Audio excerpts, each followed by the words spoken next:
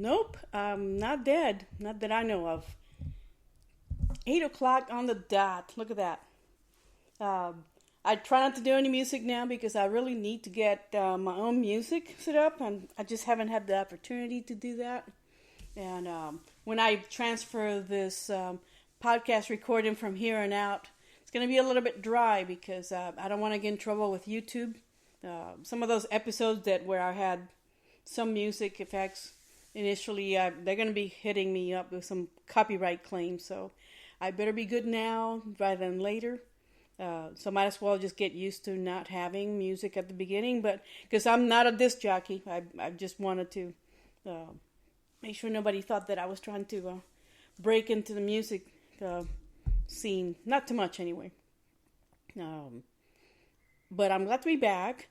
I hope you're still out there waiting. I'm sure that was 2 weeks ago, the last time that I went live or had anything uploaded to the podcast.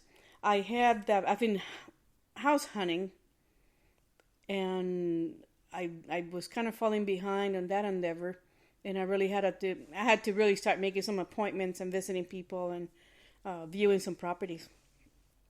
I really need to get moved before the end of December.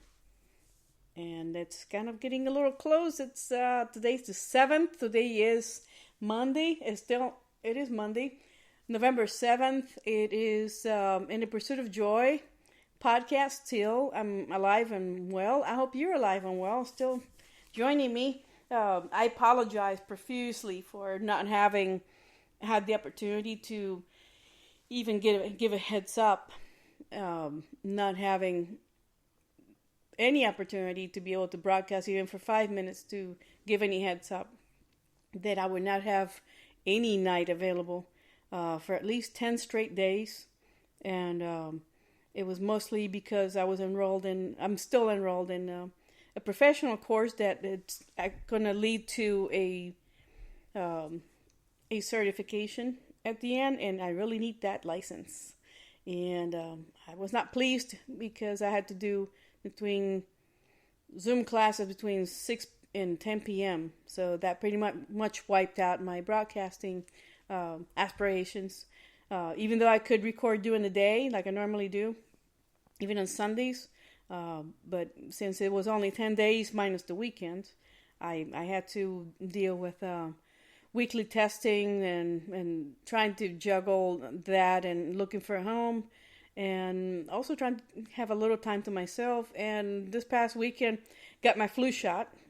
And then I also got the VA has been really nice. They gave me some a bunch of examinations that I've been avoiding for many years. So I was kind of left icky, feverish, and sore all in one big package with a big red bow on top. So I pretty much tried to sleep it off this weekend. I was so happy not to get any more tests.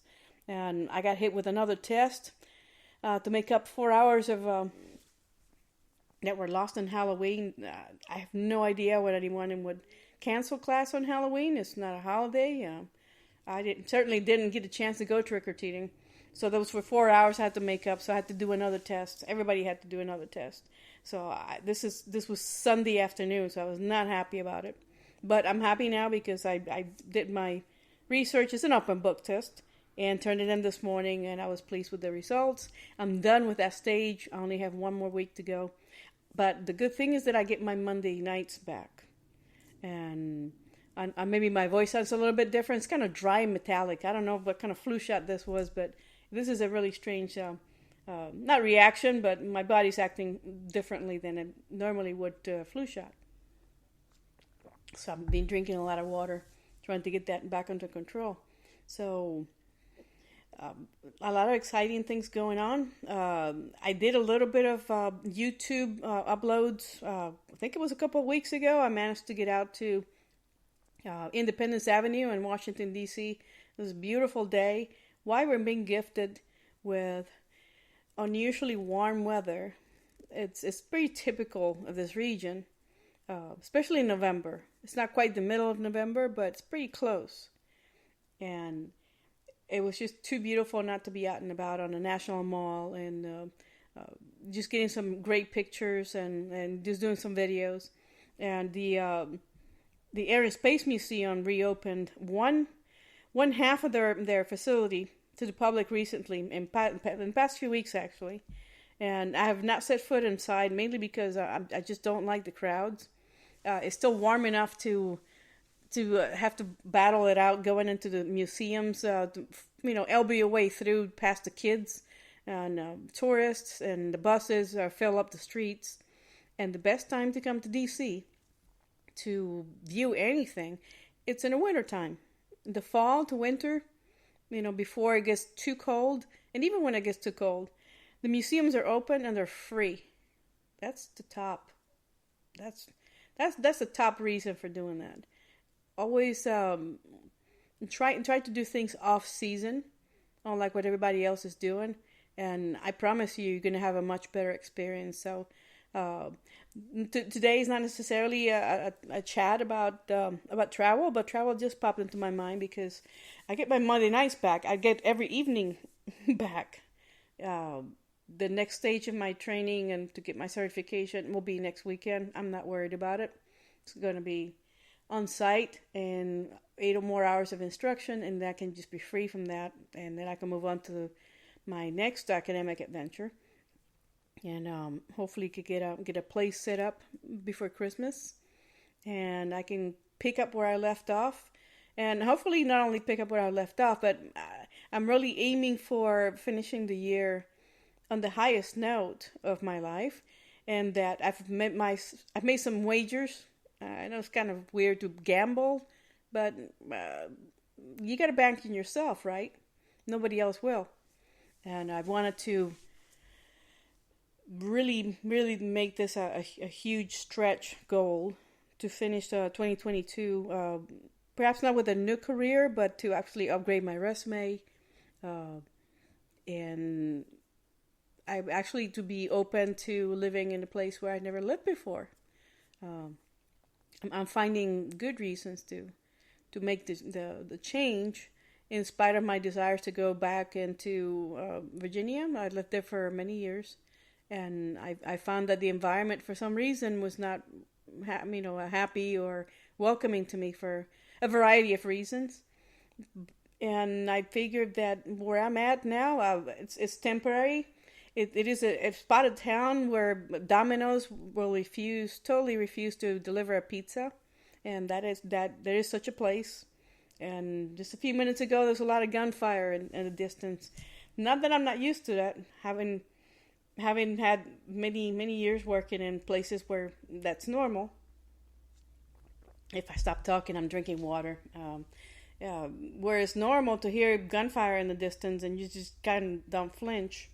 And I had to chuckle to myself about that, because that is not usually something that should be the norm. But it's not necessarily near me, but it's not too far away. But just the same, I'm actually starting to embrace the pattern of growth, where I told myself recently, I just surrendered to the process. I wanted what I wanted to go back to where I was, and maybe kind of hang on to the old, even though where I was living could be even better, given the opportunity. And I have had that opportunity recently to relocate, to start over. I mean, really start from zero, and it's a wonderful feeling. And I really had a really strong desire to go back. And I started looking, and I realized, that maybe it's not for the best right now. If I wanted to work and maybe in the district, and then I should stay pretty much put in the DC area, actually within the city. And that decision was it kind of happened organically. I figured I was not as stressed about it once I just let go. I can go back to Virginia anytime. I can get a place here and go back in a year. I can move halfway across the country, Colorado, it could be anywhere. And I should just be just as pleased as Punch. That's really the lesson there. It has been a few kind of turbulent weeks where I've had a lot of ups and downs emotionally. And it happens to anybody going through changes, but it seems like physically, I'm doing okay, and emotionally, I'm kind of reining it in a little bit, trying to get myself focused on what needs to be done. The challenges, like I said, will be to overhaul career-wise, just to get more education training. I am going back to school. I don't know what school that is yet. And some of that will reflect in my work with YouTube at some point in the near future. Trying to hone in some of my current skills and abilities in doing video and photography. Two things I really enjoy, and also working on my writing. And I would definitely have to make some time between work and podcasting to go back to school. Not to pursue maybe a PhD, because if I do that, I'm going to have to end up getting a tweed jacket, and I already smoked the pipe. So all that's needed for me is a job as an assistant professor somewhere, and I'm not sure if I want to do that. Not with the kind of a degree that I have. So I'm just going to pursue things that are more related to skills that would go towards working into a variety of industries. Sipping water. So that's pretty much what's been going on, and I want to just reiterate that I really felt bad not being able to broadcast at all. I really had very little wiggling room in that regard, but I'm definitely back. And I should be able to get some of my equipment back pretty soon, in the next few weeks, and that makes me even happier. I can resume full video editing and resume all my work on YouTube, and in hopes that I can continue to grow the channel. So I really appreciate you sticking around and listening. And this is kind of a weird life journey, because we think that it's going to go one way and then it does another. Just like writing, or just like reading a book, you think the plot is going to go in one way. And some things can be kind of formulaic, kind of predictable. This one has not been predictable at all. This one just was a complete reset. And I've already got over that part and accepted it. And like I said, the title tonight, it's the theme is to embracing the growth.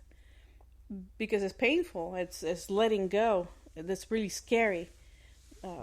There's sometimes the occasional intrusive thought of, I really do kind of miss part of the life I had.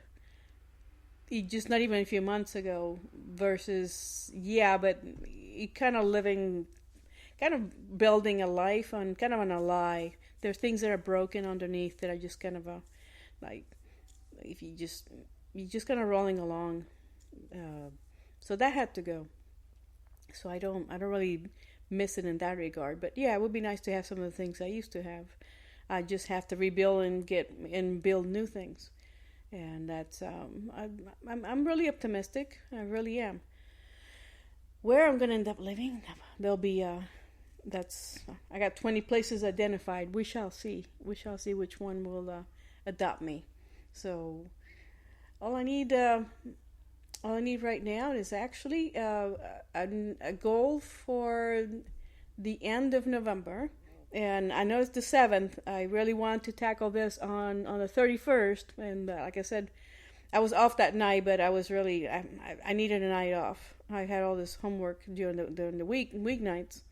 So the National Writing Month, Novel Writing Month competition. It's not more of a competition than it is challenging for writers or aspiring writers. If you have never heard of it, they call it NaNoWriMo. I've entered that contest many times, and the aim is to write 50,000 words in 30 days. There were a couple of times where I actually crammed the 50,000 words plus novel manuscript in less than the 30 days. You still have to go to work, you still have to have family, the usual things that go on with living. And you just have to find a way to gather enough time for yourself to where you can sit quietly someplace and type away. That project started this week, and I want to challenge myself to see if I can do one manuscript this year. I missed the past 2 years, sadly. because of work. The last job kept me traveling overseas, so I was not able to be able to write. And frankly, my writing bug was not really even there. Water sip.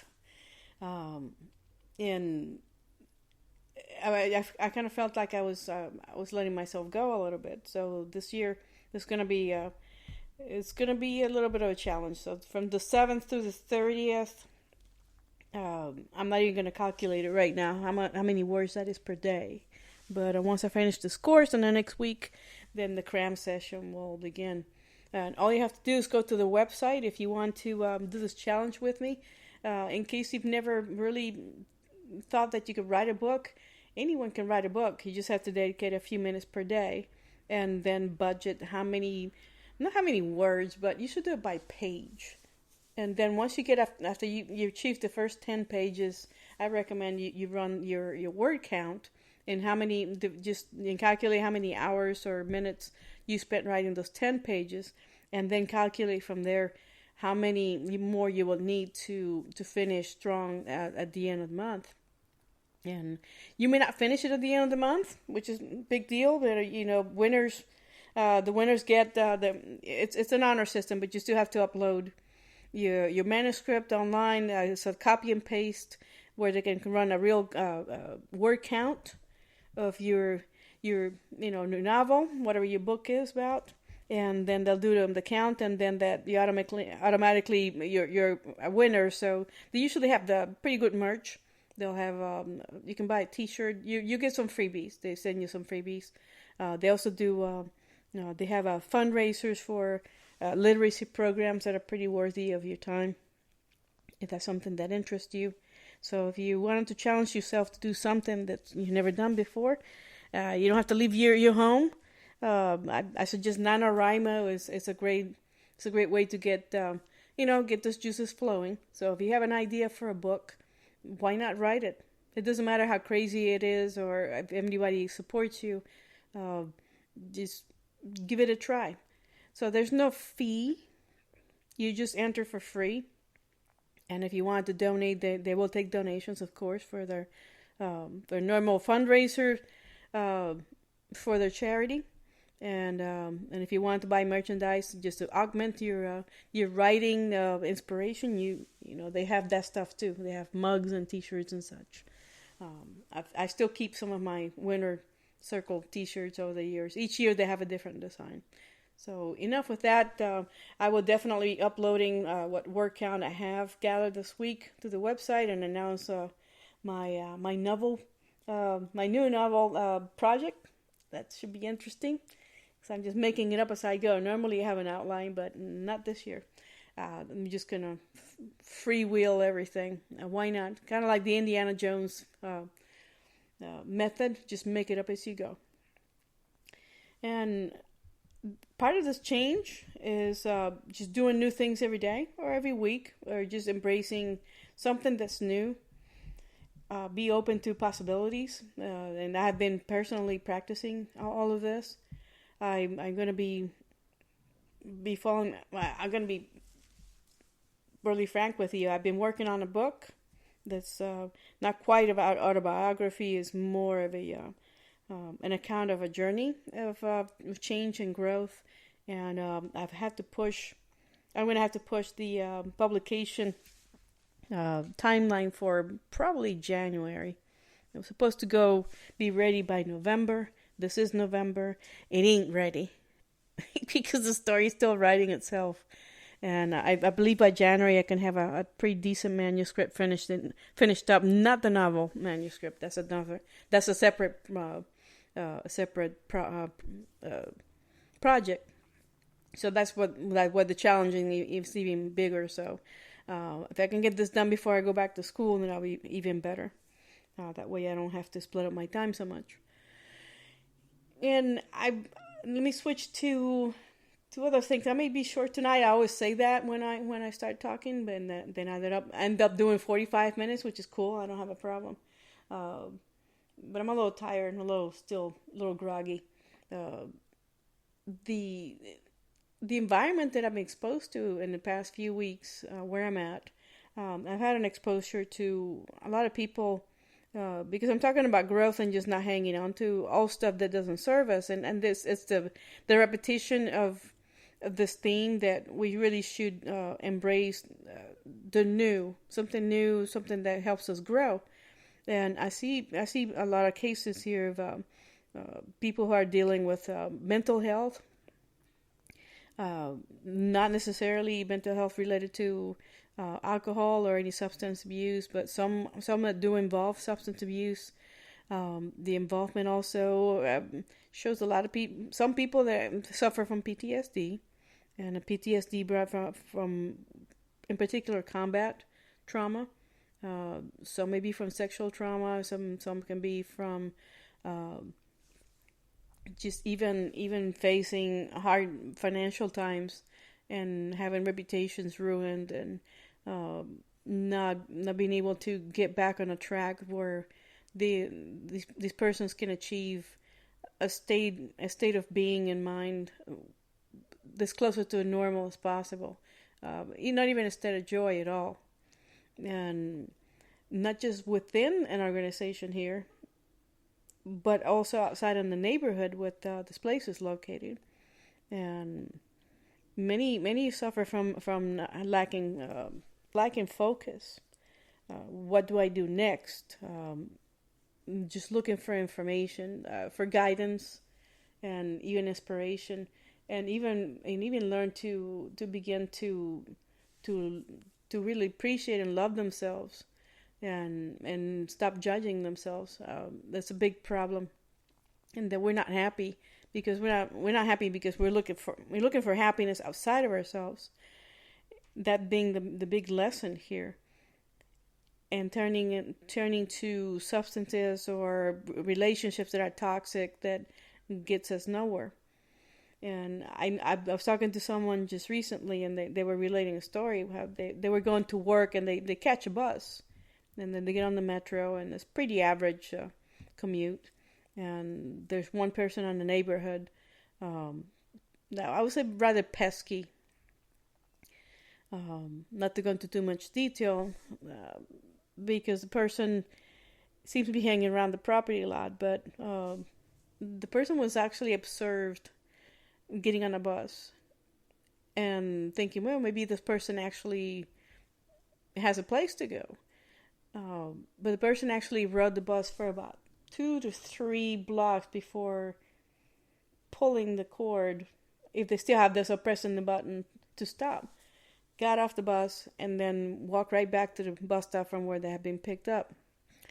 And the person I was talking to, he was laughing like he couldn't believe it. He just got the biggest chuckle. And I see a lot of that in people where they stick around the same neighborhoods. The people join the military, or they go to college, and there's like the only one person from their town or their family who wanted to achieve anything, who wanted to grow and leave the pod per se, and leaving everybody else behind. And you're always going to have detractors in life, up to including family members. The German word Schadenfreude, it's a fantastic one of the most perfectly structured words of any language, to my knowledge. Because it's just really, it's really being really upset that someone else gets out of the pod. Someone else leaves. They don't want to stay in a tight-knit group where everybody is pretty much thinking, their groupthink is more geared towards this is what we have, this is what we know, and this is where safety and security are located. And with this person probably has a substance abuse problem, pretty serious. Just by looking at them and interacting, that they definitely have this one factor in their life. And just analyzing the getting on the bus and getting off so soonly is fear. There's probably a lot of people that have never left their neighborhoods, this particular place, the entire lives. Like they've never been gotten on an airplane and flown someplace, or they just never left. All they know is what they see here, and it's pretty much contained within 4 to 5 blocks. and that's safety and security, and the fear of where would you go if you had this kind of life and just got on a bus to nowhere, too afraid to keep going. What happens 3 blocks from here? What's 4 blocks from here? This person ever at all venture outside this particular neighborhood into anywhere outside of the 5 blocks? But now they just doesn't seem to be able to ever let themselves go. It's almost like it has a magnet to back to square one. They can never leave because they tell themselves they can never leave. There's nothing else outside. I see this daily. I mean, of course, I see the couple of people that overdose across the street. There's a park near here, and they had fire and rescue, and the police showed up. And I know people may think that this is kind of normal of inner city, but in society we have really grown to accept the abnormal as normal. To see someone just be found just overdose in a public park should be the anomaly. It should not really be accepted as a norm. Yet we have grown accustomed to saying, well, this is what happens in cities, and it shouldn't. And this isn't about the politics of inner city and all that, but from observation from within such an environment, I have grown quite a bit in the past few weeks, just to get the exposure of, and even working with people who have these problems. The focus is just not there. They want to get better, or they realize the outcome. It could be the complete opposite. They just haven't in any direction. I really cannot see myself that way. I'm always looking left and right and forward just to see where else I can go. What else? The things that I could do, something new, something exciting. And just getting on the bus and just getting off so quickly, it shows how attached this person is and how attached we are when we come home, almost to roost. And I kind of it's kind of sad, but it's also a behavior we all engage in, just at various levels. So not to put anyone down or be too negative. I do feel that we can overcome these obstacles, but we have to have someone to guide us along. And maybe people just don't take advantage of the opportunity to have a second chance. Some of us do. I'm not on the rehab, by the way. I know it sounds like I'm kind of in a place living where I have contact with people who go through some of these problems. But myself, and the thinking that I'm just talking about, our thinking is also like the prison of substance abuse. It's almost addictive to be always caught in the same loop of doing crazy stuff that's not serving us.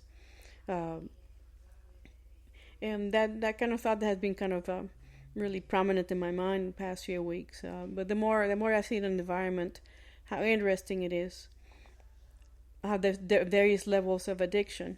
And the addiction could be in the conditioning that we have from childhood and from being around friends, people who don't really see the world the way we see it, where they're not interested in having any particular common point of reference when it comes to self-development and growth. So I wanted to leave you with that, but also tomorrow morning about 5:15ish, there's supposed to be a lunar eclipse, so I'm going to try to see if I can go to bed early and wake up or dark 30, and hopefully the light pollution won't be too much in the way of me being able to see, to actually observe this celestial event. And I know I got some background noise, and there goes another door slamming. Sorry about that. So such is life in DC, and that's another thing I have to get adapted to. So I'm hoping that I can get some film. No promises, but if you see something uploaded on YouTube in the next 24 hours, then maybe I got lucky. So sometime after 5 o'clock tomorrow morning, there will be another beautiful spectacle, thanks to nature, and it's gonna be cold. It's been like summer in DC, but the temperatures are gonna be dropping again, and I guess it's time for fall to take over. So we shall see if it stays cold from here on out. And I'm going to go ahead and sign off. I really, really appreciate you. If you're still hanging on and wondering what happened to the podcast, I'm really happy that you're here, that you're listening. I'm really happy to be back and to get my Monday nights back on. And I'm working to get some more content. I'm sure I've addressed that before, that I want to do some for last month, but I will have more freedom now that my classes are pretty much coming to an end. And towards the holidays, the city's beautiful, and I really hope to have the opportunity to capture that for your viewing pleasure. No outside travel until next year. Crazy stuff. And I think next week's podcast, I'll talk about travel and maybe touch up on places that I've been to, and hopefully inspire you into just packing a bag and going, because it's a great world out there to be explored. And that's all I got for you in the Pursuit of Joy podcast. I'm very joyful to be back on.